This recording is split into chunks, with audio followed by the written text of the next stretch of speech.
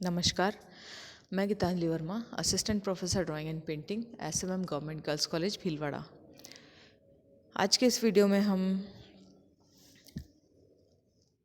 प्रसिद्ध English landscape painter John Constable का अध्ययन करेंगे, जो कि विलियम टर्नर के साथ ही फेमस हैं अपने लैंडस्केप पेंटिंग्स के लिए। और ये दोनों ही चित्रकार इंग्लैंड के क्या पूरे विश्व के प्रसिद्धतम दृश्य चित्रकारों में से एक रहे हैं। जॉन कॉन्स्टेबल का जन्म 11 जून 1776 में इंग्लैंड के पूर्वी वर्गहॉल्ट में हुआ।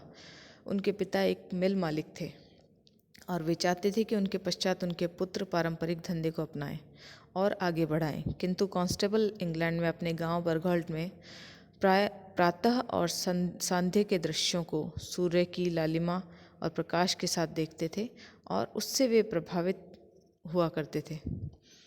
वैसे भी बर्गहॉल्ट क्षेत्र उपजाऊ और मूल्यवान था। यहाँ की प्राकृतिक छटा को देखकर कॉन्स्टेबल आत्मविभोर हो जाते थे। कलाकार प्रकृति से मुख नहीं मोड़ सका और कला की ओर प्रवृत्त हुआ।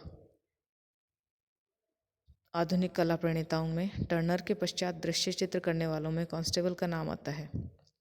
प्रकृति प्रेमी होने के कारण ही उन्होंने दृश्य चित्रों को अपना मुख्य क्षेत्र मानकर प्रारंभ किया और चित्रकला में प्रवीण होने के कारण कई स्थानों पर भी गए। बाल्यकाल में 18 वर्ष तक वे स्थानीय स्कूल में ही शिक्षा ग्रहण करते रहे। तत्पश्चात पिता का आशीर्वाद लेकर 1795 में कला शिक्षा लेने लंदन चले गए। रॉयल एकेडमी में कलाकार जोसेफ हैरिंगटन के सानिध्य में उन्होंने रिचर्ड विल्सन की स्टाइल को सीखा। इसके पश्चात जोसेफ हैरिंगटन के प्रभाव से ही 1799 में रॉयल एकेडमी स्कूल में उन्हें प्रवेश मिल गया। यद्यपि कॉन्स्टेबल का प्रथम दृश्य चित्र 1802 में एकेडमी में प्रदर्शित हुआ, उन्होंने अपना प्रोफेशनल करियर एक पोर्ट्रेट पेंटर के रूप में आरंभ किया, चूँकि उन दिनों यही एकमात्र लाभकारी शाखा थी, किंतु वे दृश्य चित्रण में भी अधिक रुचि लेते रहे। उन्होंने जल्दी ही प्रथम प्रदर्शनी 1800 में आरंभ की। उन्होंने बादलों के चलते फिरते रूपों, फ्यूजिटिव एस्पेक्ट्स ऑफ स्काई को लेकर शीघ्र नहीं कहेंगे हम इसे, त्वरित तैलचित्र स्केचिंग की, किंतु उसका अधिक स्वागत नहीं किया गया।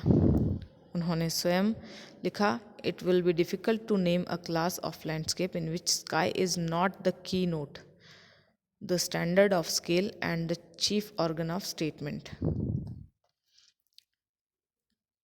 कॉन्स्टेबल का बादलों को विधिवत अध्ययन 1821 से 22 में करने का मौका मिला। इसी समय वे अंग्रेज व्यक्ति ल्यूक हावर्ड के संपर्क में आए और उसी से प्रभावित भी हुए, क्योंकि वह बादलों के रूपों की वैज्ञानिक खोज कर रहा था। बल्कि उससे भी महत्वपूर्ण था कॉन्स्टेबल का त्याग, जो कि उन्होंने प्राकृतिक दृश्यों के अध्ययन पर न्यौछावर कर दिया और उन्होंने उसकी स्वयं की पहचान बनी। सूर्य का प्रकाश, हवा, कोहरा और रोशनी, ये सब उसके अंग थे। 1806 में उन्होंने एक जनपद का भ्रमण किया। ओस से भीगी विशाल चारागाहों, शीतल पवन से पूरित आकाश के मध्य पवन चक्कियों से अधिक आकर्षित होते थे। उन्हें इन सब को देखकर विशेष आनंद प्राप्त होता था। लंदन के प्राकृतिक वातावरण को समझने के लिए वातावरण के चित्रों से उन्हें बहुत सहायता मिली थी। 1824 में उन्होंने द हे वैन, चारा गाड़ी नामक चित्र के लिए पेरिस के सैलोन में स्वर्ण पदक प्राप्त किया। इस चित्र को उन्होंने 1821 में निरूपित किया था। यह चित्र उनके विचारों तथा ख्याति को निखारता है। बहुत अधिक समय तक उन्होंने इसे संयोजित नहीं किया था। इस चित्र को उन्होंने अपनी कार्यशाला में बनाया था और अनेक आउटडोर स्केचिंग्स का यह परिणाम था, जो कि कॉन्स्टेबल के वृक्ष, झील, दूर के खेत आदि के प्रेम को दर्शाता है। बादल एक दूसरे को काटते चल रहे हैं। सूर्य का प्रकाश उसमें से छनकर खेत पर हरा और सुनहरा दिखाई पड़ता है।